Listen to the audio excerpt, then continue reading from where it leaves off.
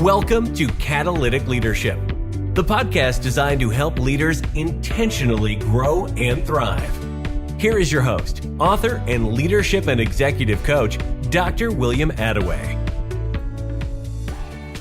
Hey, it's William, and welcome to today's episode of the Catalytic Leadership Podcast. Each week, we tackle a topic related to the field of leadership. My goal is to ensure that you have actionable steps you can take from each episode to grow in your own leadership. I believe, like Craig Rochelle has said many times, that when a leader gets better, everybody benefits. Your team, your department, your customers, your clients, your spouse, your kids, everybody. Each week, we spotlight leaders from a variety of fields, locations, and organizations. My goal is for you to see that leaders can be catalytic no matter where they are or what they lead.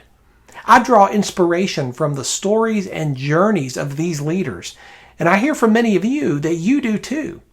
Let's jump in to today's interview. It is such an honor and a joy today to have Alex Sanfilippo on the show. Alex is the host of Podcasting Made Simple, the founder of podpros.com, a software company specifically focused on creating solutions that serve independent podcast hosts and guests. Alex, thanks so much for being on the show today. William, thank you for the kind introduction. As a listener of your show, I'm really excited to be here, and I love the fact that we're not going to be talking exclusively about podcasting. That's super rare for me, as I told you when we were offline. So I'm very thankful to be here today and excited for our conversation. I think you're going to add so much value to this. And where I want to start with you, Alex, is I would love for you to share some of your story with our listeners, particularly around your journey and your development as a leader. How did you get started?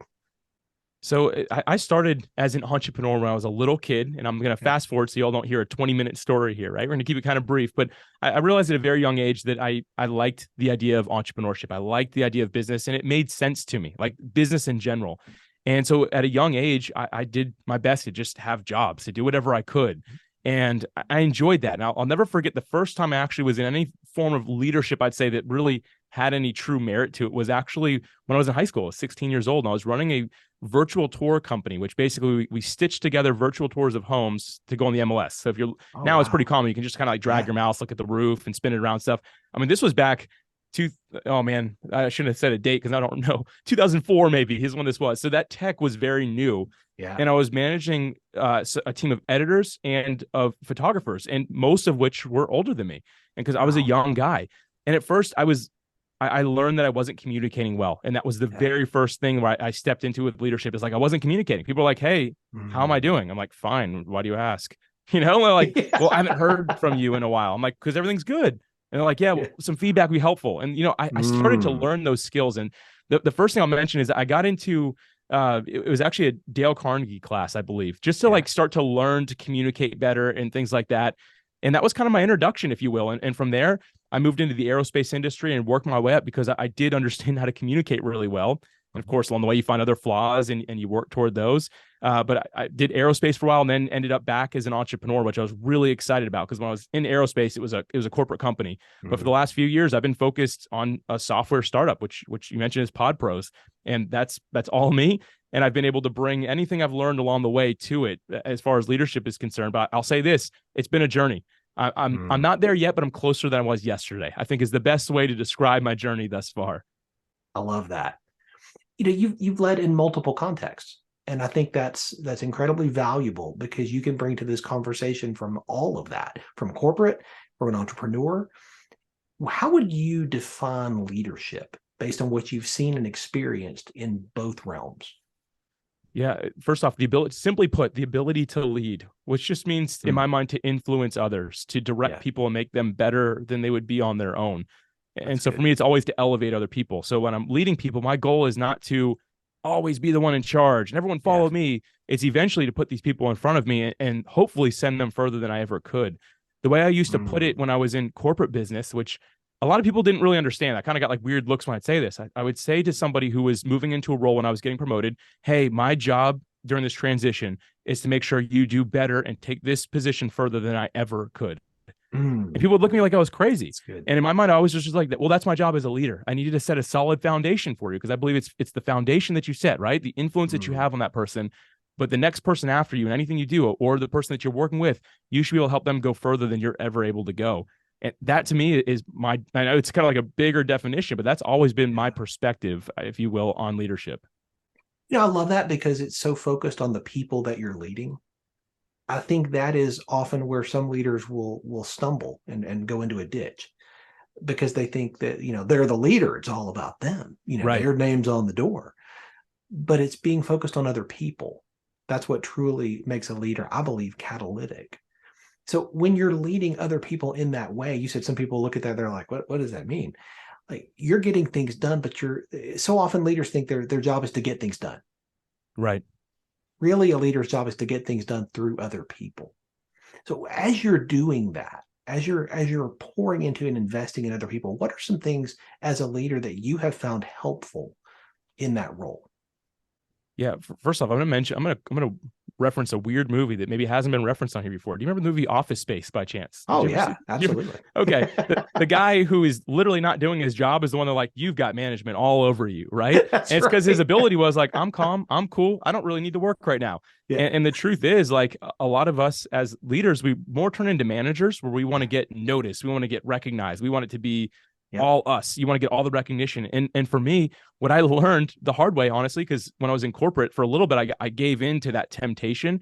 But once I stopped managing and started leading and do my best to, anytime someone's like, Alex, you did a good job, I'm like, no, that was this team of people. They deserve the recognition. Weirdly enough, you get promoted a lot faster when you divert to other people, right? And so you're elevating them, and that really does elevate you. Instead of being like, yep, that was me leading my team, right? No, it was, hey, I was just influencing this group of people that was able to make it happen.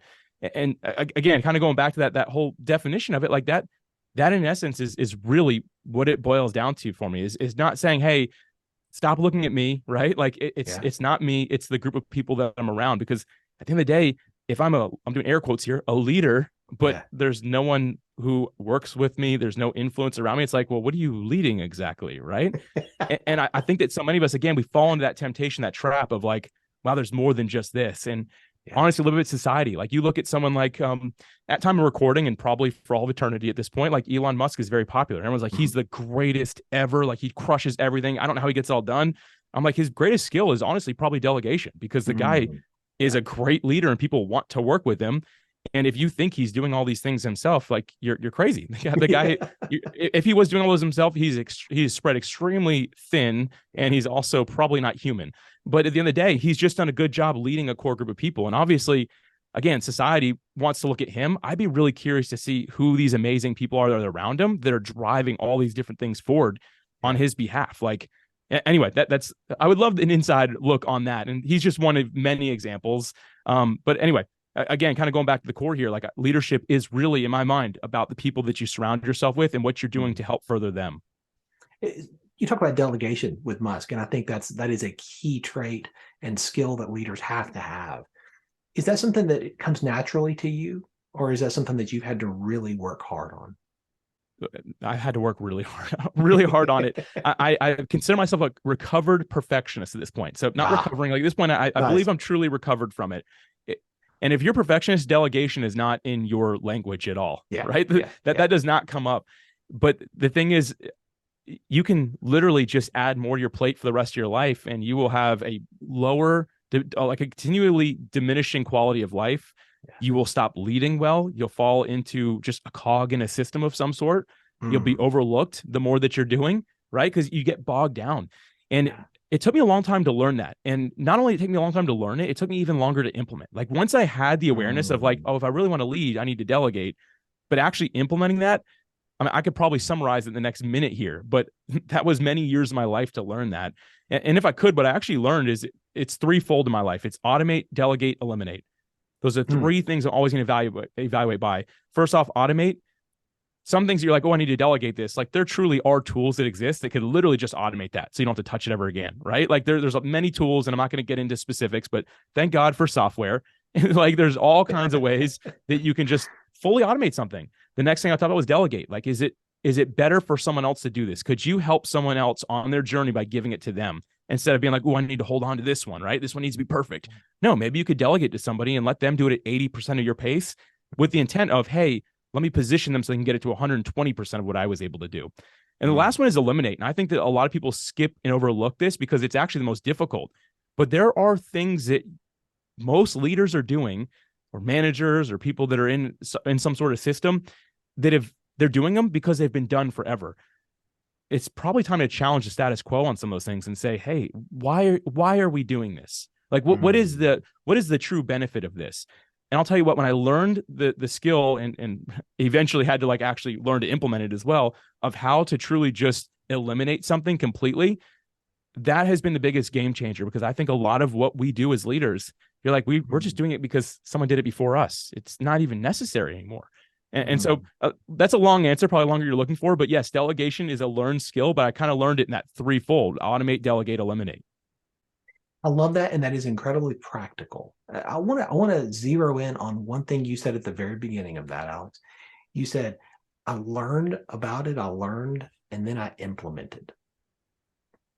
I think there's a whole lot of people, including a lot of our listeners, who are learners. They learn a lot of things, but they never make that transition from just learning about it or learning a skill to actually executing on it, implementing that skill. I love that you made that distinction and said, I learned and then I implemented. And that threefold, automate, delegate, eliminate, that's brilliant. I think that is particularly the last one. I think you're spot on. I think too many people just keep adding. And one of the things that I teach is the importance of evaluation. I think we have to evaluate the weekly review that I do, that I encourage my coaching clients to do, the weekly review that you are doing, thinking back, what went right this week? Let's celebrate the wins. What went wrong, right? Let's think about some things that didn't go the way I wanted them to. How am I going to do it different next time? That last question, that's where you learn what to eliminate. That's where you learn, hey, you know what? Maybe this isn't my sweet spot.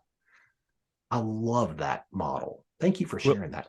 Yeah, William, I got to add to that. This idea of a weekly review, is easily, in my mind, the most important thing a leader can do. It's what separates a manager from a leader. Because here's why I say that.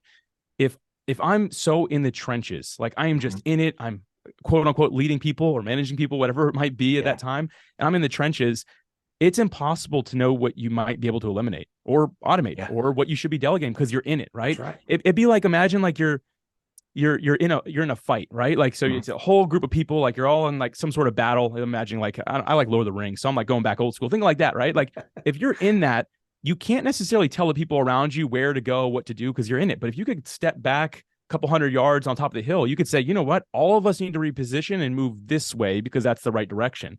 That's exactly what this weekly review is, because if you're not doing that, again, you're too close to it to really know what needs to happen. But if you can step back and put the phone away and turn off email, like you can't tell me you're doing a weekly review, but you're checking your emails on the side, right? Like you got to truly, and I know you preach this, like you got to just fully step back and just sit down. For me, when I do this, because I do a weekly review as well, I just take pen and paper. That's it. Like I don't even bring a phone or anything. And I just sit there and write it down. I'm like, man, this was what stressed me out all week. Why did this stress me out? And then I run it through that same automate, delegate, eliminate filter. Or just, am I not leading people well enough that this keeps on coming back to me? Like, have I not given someone authority? Like, is it because I'm holding too close to it and I want to manage this process instead of lead somebody else to be able to run it and hopefully elevate them as well? But the weekly review is, I mean, listen, if anyone's listening to this and like you just want one thing to take away, that's it. Implement a weekly review.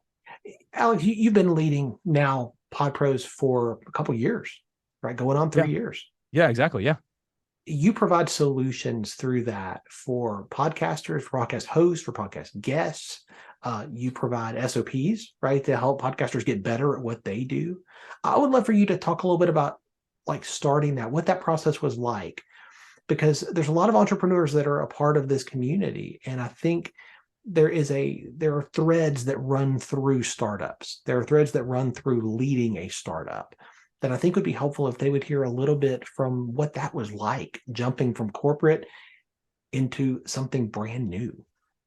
Yeah. So I know a lot of your listeners, not all of them, that's their life, right? They were doing something, probably working for somebody, and then jumping into entrepreneurship. And I've heard you share this before, but they started something because they were good at it, right? Yeah, they were good at like whatever that was. So they started it. And I'm probably speaking directly to people that are listening right now, right? Like you started because you were good at it. You weren't necessarily good at all the things that come along with it. Yeah. And so for me, I was good at podcasting, and I was like, let me see if I can help podcasters. And so starting a software, I was like, this sounds fun. I came from the aerospace industry. And I should mention, I wasn't an astronaut, I wasn't a skydiver, and I wasn't a fighter pilot. Like, focused below the atmosphere on parts support. So I worked behind a computer, right? Great job. I did work with some software teams. So I was like, oh, I could do this. So I stepped into it. But then I bring on a co-founder, and I didn't really understand the legal side of it, right? Like, so I immediately needed counsel on that. And thankfully we're buttoned up and we have a really great working relationship, but like legally it's all good too. But like something as simple as that, and then having to hire a team, and then running into all the random things that come along with being that person. Every day I felt like I was just drinking out of like a fire hose, right? Like just like every day I'm like, wow, man, I wanted to help a podcaster today, but today I have to figure out what the heck IP stands for, right? Like apparently I have to get trademarks on my logo because people are asking about it and stuff, right? And all those little things that come with it. The way I decided to do it to stop drinking out of a fire hose, right? Like to take a step back was just saying, hey, again, going back to that weekly review, sitting back and saying, hey, like, does this all need to be done today? And if not, can I learn one of these things every day, every week, every month? Like, what's the right cadence? And stepping back from it and just being transparent with the team. Like, I think the best way to lead is through transparency. And so I told this, at this point, I had my co-founder and I had 2 other people working with us at this point. I just said, hey, listen, I don't know any of this stuff, but we're going to learn it together. I'm going to rely on some of you to help me implement it. We're going to go after just the most important thing every week. And we're just going to see what we can do to chip away at it. And the truth is, like, I tell people this on a regular basis. I didn't get into being an entrepreneur for those little things. Quite honestly, they're not interesting to me. Like, but that's, again, why you have a team, why you can bring someone on and bring, like, for us, we don't have a lawyer in house. We partner with somebody, right? And I tell that person, again, I'm not going to try to sound like a know-it-all. I'm like, hey, I don't know this stuff. You're the expert. You went to school for this. Help me. Please just tell me what you need me to do. You have my attention. And the truth is, a lot of people, same with our CPA, they're like, man, I love working with you because you're eager to learn, but you're also willing to just let go and follow the lead that we're providing. And so initially, again, felt like I was drinking out a fire hose, and I just stopped that and said, you know what? One thing at a time, the most important. And I'll be real, like, being fully transparent here. There's things that took me a long time to do that I probably, a business best practice in the United States would have said you should have been doing that day one. But realistically, I just knew I couldn't do it and actually achieve the mission at hand and serve the people I was supposed to serve. So we just, again, took it one day at a time and said, we're just not going to stress about it along the way. And I love that. I love the authenticity there. And I appreciate your transparency, because I think there's a whole lot of people who want to start something, but they're intimidated by all of the peripheral stuff. And so they allow that to freeze them into inaction. Well, I don't think I can do those 15 things, so I'll just put this off until I can one day. And the one day syndrome never, of course, goes away. Yeah. one day or someday. If I had a dime for everything I want to do someday, I'd be real rich by now. But yeah, you hear people say all the time. But yeah, to your point real quick, it is so important to sit down and really think about it.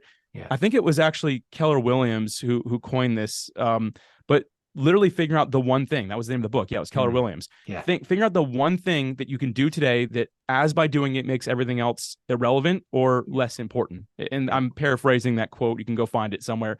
But the idea of it is like, yes, get your list together and then just prioritize it. So for us, like when we started, I had a list of 100 things that need to be done that I knew nothing about.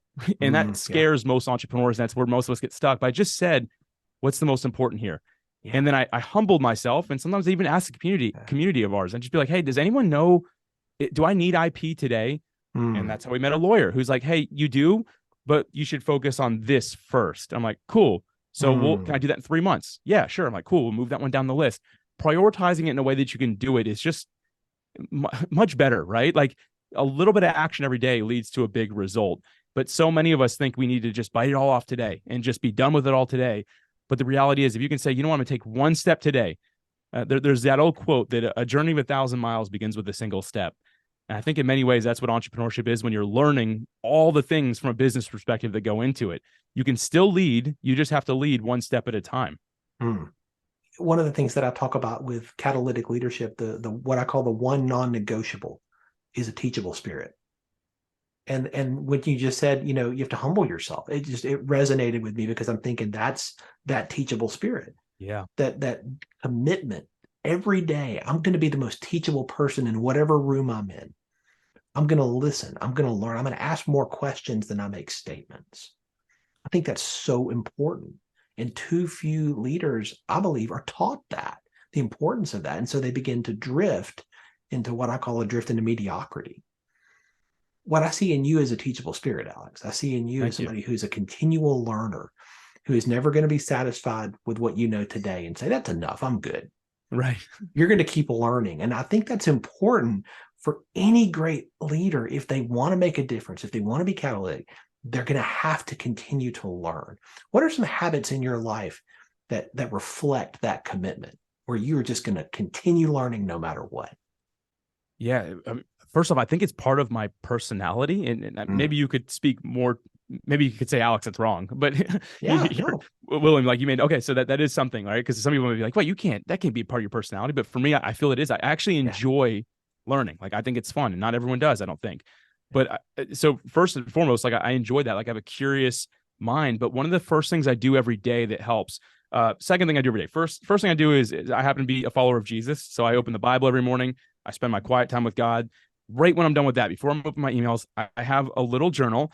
I don't have a good name for it, and I'm sorry, everybody. I should have a better name. It's just my idea journal. Yeah. And these are things that I'm not going to necessarily do, but I need to write down one creative idea every day. Because creativity, despite popular belief, is actually a muscle. If you want to get bigger shoulders or bigger chest, you got to go to the gym, right? Yeah. There's really no shortcut to it. Like, that's what you've got to do. You can eat right as well. That will help. But in general, like when it comes to creativity, you've got to be willing to flex the muscle. You can't just be like, well, I'm not a creative person. No, creativity is learned. And so for me, I have this journal full of ideas that are awful, terrible ideas. Some of them are so off the wall. You'd be like, what were you thinking?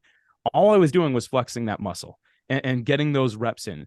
So for me, that's a really important element of me maintaining my teachable spirit, is being willing every day to just be creative and let my mind wander, and giving myself permission to strictly learn with no intent of implementation for that. Right. And that's usually a 15 to 20 minute thing. Now, obviously, if it's directly related to your business, you've got to implement, you've got to actually do things. But for me, that time is strictly so I can flex the muscle. There's no other agenda there aside from that. And that's helped me maintain that teachable spirit, because I'll do that. And sometimes I'll be like, I actually don't know anything about what I'm writing about right now. And it turns into a few minutes of like research. I'm like, that's very interesting. I'm never going to open a donut shop, but like, that's a cool idea, right? Like, I don't even like donuts, but I like exploring the idea here. And so that to me is kind of like the first thing that comes to just maintaining that teachable spirit, but also is being humble, which is really part of it, which a lot of people get humility wrong. I think, to me, humility doesn't mean thinking less of yourself. It means thinking of yourself less. Yeah. So for me, I'm not like putting myself down of like, oh, I'm just the humble guy in the room who needs help, right? No, I'm just not thinking of myself in my pride of like, oh, I need to look like that big entrepreneur that I am. Yes. When I go to a room, even if I might be, in some cases, the most experienced person in it, usually what I end up happening, people are like, why were you like the guy asking the most questions and taking the most notes? I'm like, because I can learn something from anybody, and I don't want to ever be the guy in the room who's like, you all learn from me now, right? Yeah. And I think that is so, so important, having that level of humility. And again, I'm not thinking less of myself. I'm just thinking of myself less. I don't need to look like the person who owns the space, who's crushing it, right? No, I want to be that curious person who at the end of the day is trying to better myself so I can serve the people that in my mind God has put in front of me to serve the better way that I possibly can, like the best way I possibly can, getting better and better at every day. That's so good. It's funny. I was just having a conversation with my daughter earlier today around humility. And we were talking about this, and we're followers of Jesus too. And as we're going through this, and she's asking me, well, why is it, what exactly is that? And she said, is it like, you're like, well, I'm not that good. And I'm like, no, that's not humility. That's something different. We believe that what God says about us is what matters, right? We're going to listen to that. Well, God says that you are important, that you're valuable, that you're wanted. If you feel important, valuable, and wanted, is that going to make you hang your head and slouch and look away? Or is it going to make you say, oh, yeah, and your posture is going to reflect that? She said, well, it's the latter. I said, exactly. That's humility. It's understanding who you are, right-sizing that understanding of who you are. I'm with you. I think humility is one of the most least understood virtues that we talk about. And I think it's one of the most important. Jim Collins in his book, Good to Great, talked about this, about the difference in leaders that lead companies that are good and companies that are great. And one of the things he talked about was they were humble leaders, but understanding that word correctly. Yeah, I love that you bring up that point. My initial thought with that is something that I've written down that I had to learn, because I'll be real, humility doesn't come natural to me. Learning might, but humility does not come natural to me. I've definitely worked at that, and I think that's important for any of us. Like, we have an internal pride, and you should be proud of what you do, right? But it can transmit itself in improper ways. And one of the things that used to frustrate me, and this was poor leadership on my part, but especially when we first started the company, is I get really upset. I'm not one to ever raise my voice or necessarily let people in the team see it. Like, I think that's inappropriate. But internally, I just get mad when people wouldn't do things the way I want them to. And I'd be like, to myself, I'd be like, man, why does this dude not get it? Like, again, I can promise you all, I have never actually no one's ever heard me say that, aside from maybe my wife, who does work with me. I'm a little too comfortable with her sometimes, but she corrects me and she humbles me. That's good. But in general, like, I look at this process and be like, what the heck is these people like? Why aren't they getting this? Like, I'll get frustrated, like, I could do this so easily. And for a little bit, I was thinking, going back into that like manager mindset of like, I'll just do it, right? But again, as an entrepreneur that wants to be a true leader, you can't. And what I had to do is, instead of look at them as like what the problem was, which you should, right? It might be improper team placement, stuff like that. But first you need to look at yourself. And what I did is I really sat down and said, Alex, did I train them properly? Do I have the proper systems in place for them to succeed with this? Or am I setting them up for failure? And I'll tell you what, the one instance that comes to my mind that I was really, really angry when I looked at it, it was an improper system that I had created. And so instead of getting mad at all of them, what I did is we were all like working remote. So I shot a video. Sometimes I think that's a lot better than if you can't meet in person, it's a lot better than a text, right? Or anything like that. So I did a video. I just, hey, everyone, I want to apologize. We're not getting this done the way that I wanted us to. And I realized when I dove into it that it's my fault. I need help building a better system around this. Can you all tell me what you're seeing that would make this better? Help me figure out how to make this better for all of us. Love that. I almost said that word for word. And again, at first, my natural reaction, and what many people might do, is yell at someone and be like, you need to do a better job. When in reality, us as the leader, are we actually setting them up for success the way we should? And in that case, I was not. And I can tell you that wasn't the only time that's happened. But thankfully, as I've grown, I now get angry or prideful about it much less. Instead, I immediately say, this is probably something that I did incorrectly or haven't trained them properly on. And sometimes that's not the case, but usually that's what I run to, is the fact that, you know what? There's no training process on this. I just told them go, and they're trying to figure it out. Like, they're doing the best they can, and anyone would stumble in that. But anyway, I digress. I know I'm sharing a lot here, but that's some things that I've had to learn that have helped me a lot. I think that's brilliant. I heard somebody say at a leadership conference years ago that they were surrounded by team members who were complaining and saying, oh, well, they want, and they want, and they want, talking about, the people that they were serving, that they won't do this and they won't do that, and they can't do this and they won't do that. And he stopped them and he said, well, hang on. Stop saying they won't. We haven't led them to yet. And that's exactly what you're describing. Like, let's look here first. Let's look at the leader first. Let's look internally first. Have I led them well? Have I led them to do what I'm asking them to do? Are there things that I can do differently to lead them better? That should be the first question every leader asks. I love that you went there with that. That's brilliant.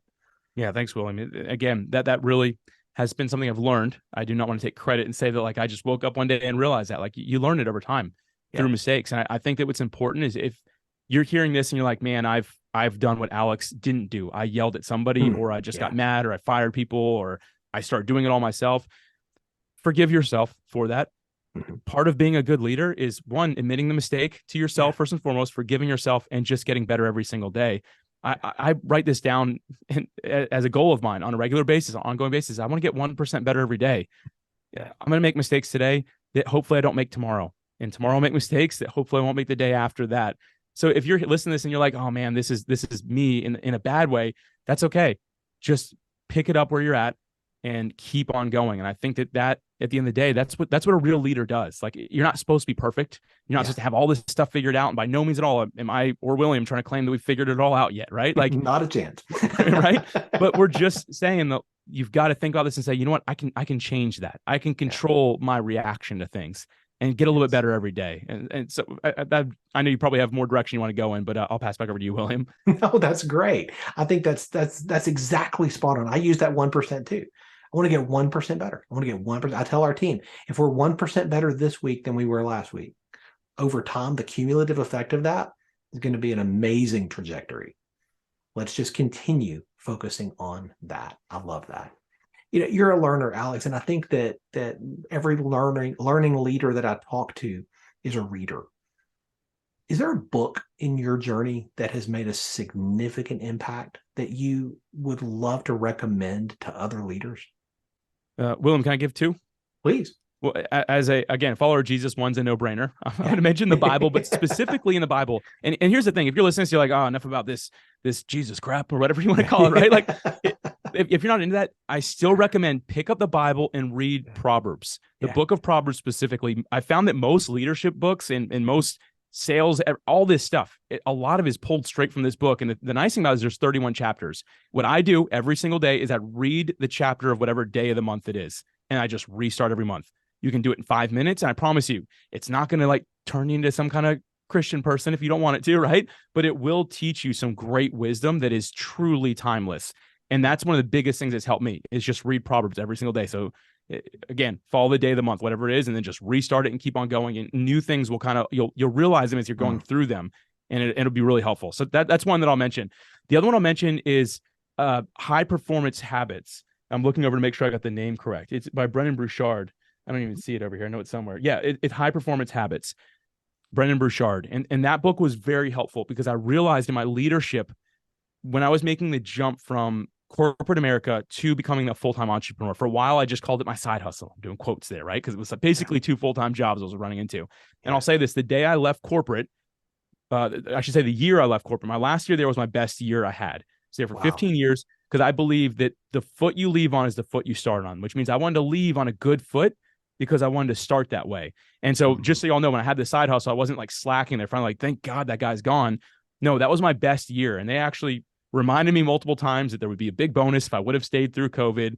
But the nice thing is a year later, after I had left, they invited me back to speak at one of the senior, another executive at the company. They're going away. So again, I left on good enough terms. They'd invite me back just to come speak to the company, which was pretty cool. But I digress on that point. I just want to make sure that everyone understands, like I was doing the side hustle, but I knew that I was supposed to leave. But the one element I was missing, I felt like I had it all as an entrepreneur. But the one thing this book taught me that I was missing was courage. And courage simply means being afraid than doing what you have to do anyway. If I can be honest, after 15 years in a big corporation, being an executive, I had perks that were worth more than my salary. And saying that all those would be gone, including health insurance and the really simple things that you're like, oh my gosh, and saying, okay, I'm going to give all that up to pursue this venture, it took a lot of courage to do. And it was definitely a calculated risk. I didn't run aimlessly. I said, hey, here's the writing on the wall. This can work. I've got 2 years of savings. I can be making this much money in 2 years. It's a good move. But still, pulling the trigger takes courage. And again, courage means being afraid than doing what you have to do anyway. And I'll say that Brendon Burchard, through that book, really helped me understand and finally make that leap. I will be checking that out. And we'll have a link to that book in the show notes as well. Alex, if you could share one piece of advice with leaders who are listening today, from your journey, from your experience, what would that be? It would be to remember that you want to do for one what you wish you could do for all. I think many of us leaders, entrepreneurs, leaders, we want to change the world. And I hear that from almost every entrepreneur I know. And that's a beautiful thing to want to do. But at the end of the day, the best thing you can do is say, who's the one person today that I can serve? Is it a team member? Is it a customer? Is it someone in my family? Like, who is that person today that I can serve? And how can I change their life in such a way today that I wish I could do that same thing for the whole world? And I think that many of us, if we can get that simple mindset, because it helps you with humility to not be like, I'm going to help 10,000 people today. No, who's the one person you're going to serve today? That if we as leaders can understand that and say that impact for me is enough today. I helped a life. I changed a life. I believe it really helps us become better leaders and remember the humanity that's involved with our staff, with who we serve. There's a human being on the other end of the line. And in the day, if you can help and save them, it's worth it. So do for one what you wish you could do for all is the advice I'd end with. I know folks are going to want to stay connected with you and continue learning from you, Alex. What is the best way for them to do that? So I'm pretty accessible. I do have like some communication pipeline. So you might not get me initially, but I promise you, if you mention that you're a friend of Williams, if you're a friend of Williams, you're a friend of mine.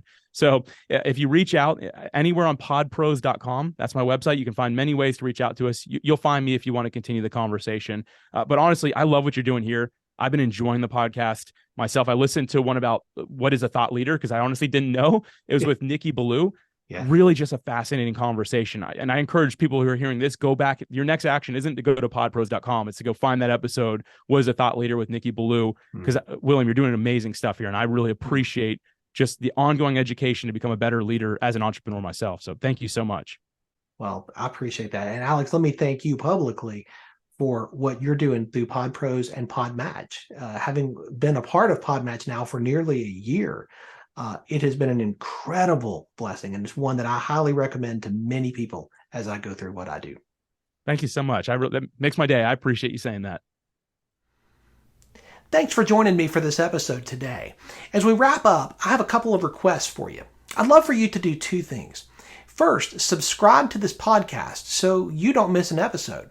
And if you find value here, I'd love it if you would rate it and review it. That really does make a difference in helping other people to find this podcast. Second, if you don't have a copy of my newest book, Catalytic Leadership, I'd love to put a copy in your hands. If you go to catalyticleadershipbook.com, you can get a copy for free. Just pay the shipping so I can get it to you, and we'll get one right out. My goal is to put this into the hands of as many leaders as possible. This book captures principles that I've learned in 20 plus years of coaching leaders in the entrepreneurial space, in business, government, nonprofits, education, and the local church. You can always connect with me on LinkedIn to keep up with what I'm learning and thinking about. And if you're ready to take a next step with a coach who can help you to intentionally grow and thrive as a leader, I'd be honored to help you. Just go to catalyticleadership.net to book a call with me. And stay tuned for our next episode next week. Until then, as always, leaders, choose to be catalytic. Thanks for listening to Catalytic Leadership with Dr. William Attaway. Be sure to subscribe wherever you listen to podcasts so you don't miss the next episode. Want more? Go to catalyticleadership.net.